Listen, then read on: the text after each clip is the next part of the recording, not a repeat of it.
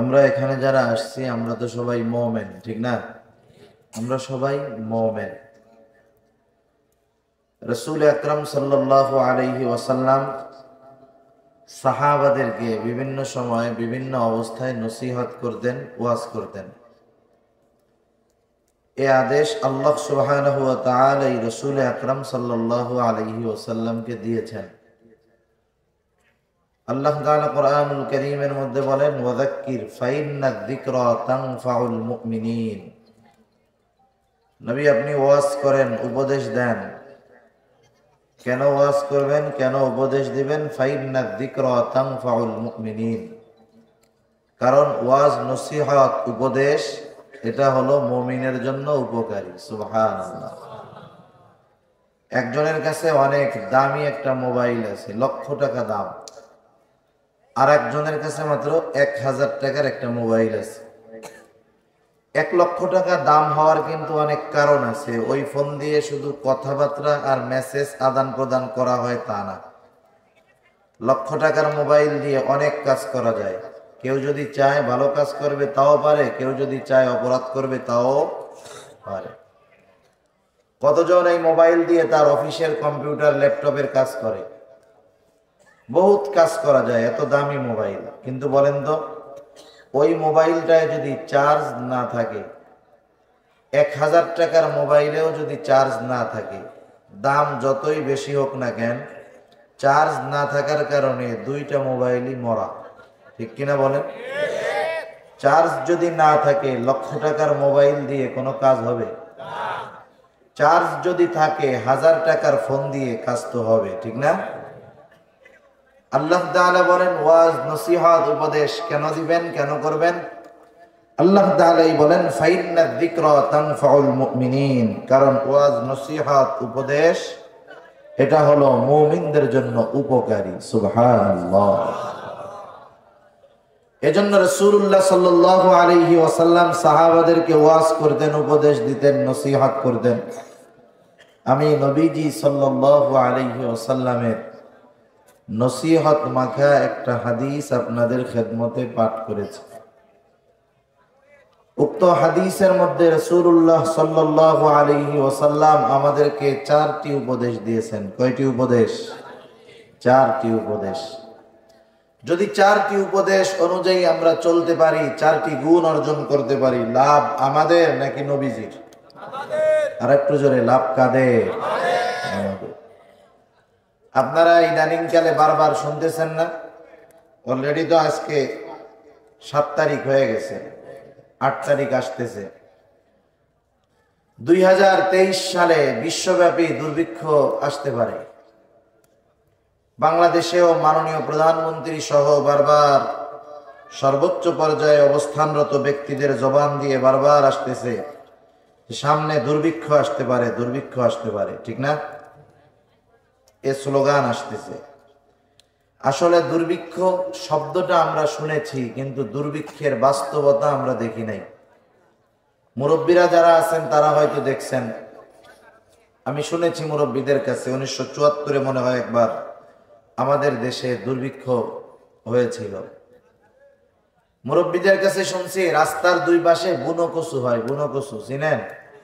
গরু ছাগলেও খায় না ওগুলো। তখন 5 পয়সার লবণের কেজি হয়ে গেছে 50 টাকা। মানুষ অভাবের তাড়নায় ওই বুনো কচু লবণ ছাড়া সিদ্ধ করে খাইতো ক্ষুধা নিবারণের জন্য। কত কষ্ট এই দুর্ভিক্ষে মানুষের হয়েছে। আমরা কি কেউ চাই যে ওই অবস্থা আবার আমাদের দেশে হোক? এটা আমরা কখনোই চাই না। আবার মনে রাখতে হবে, এই যে দুর্ভিক্ষ বলেন, অতিবৃষ্টি, অনাবৃষ্টি, অতি খরা, ঝড়, তুফান, চিত্রাং, সিডর, যাই বলি না কেন, এসব কিছু আমাদের বদ আমলের কারণেই হয়। এটা আমার কথা না, আল্লাহ তাআলাই বলেন, যহরাল ফাসাদু ফিল বাররি ওয়াল বাহর বিমা কাসাবাত আইদিন নাস। জলে স্থলে যত বিপর্যয় হয় সব হলো মানুষের হাতের কামাই। সেজন্য আমাদের আমল পরিবর্তনের দরকার। আমল যদি সুন্দর হয় আল্লাহ সুবহানাহু ওয়া তাআলা নিয়ামত বরকত দিয়ে আমাদেরকে ভরপুর করে দিবেন ইনশাআল্লাহ। তা যে হাদিসখানা আপনাদের খেদমতে আমি পাঠ করেছি, উক্ত হাদিসে 4টি নসিহত করেছেন রাসূলুল্লাহ সাল্লাল্লাহু আলাইহি ওয়াসাল্লাম।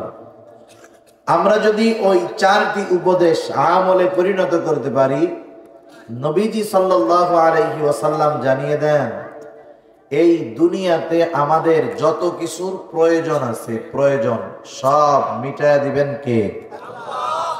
আগে আমাদেরকে বুঝতে হবে, একটা হলো প্রয়োজন আর একটা হলো বিলাসিতা। কথা বুঝতেছেন? আমি লম্বা কথা বলবো না, একেবারে অল্প সময়, একটু খেয়াল দিয়ে শুনলে বুঝতে সহজ হবে। একটা হলো প্রয়োজন আর একটা হলো বিলাসিতা। মানুষের যখন খিদা লাগে, খিদা লাগে না আমাদের? খিদা লাগলে তখন প্রয়োজন কি? কোরমা, পোলাও, রোস্ট এইগুলা, নাকি খিদা দূর করা? খাদ্য দরকার, খাবার দরকার। খাবারের প্রয়োজনীয়তা কেন? জানি ক্ষুধাটা নিবারণ হয়, ক্ষুধাটা চলে যায়, ঠিক কিনা?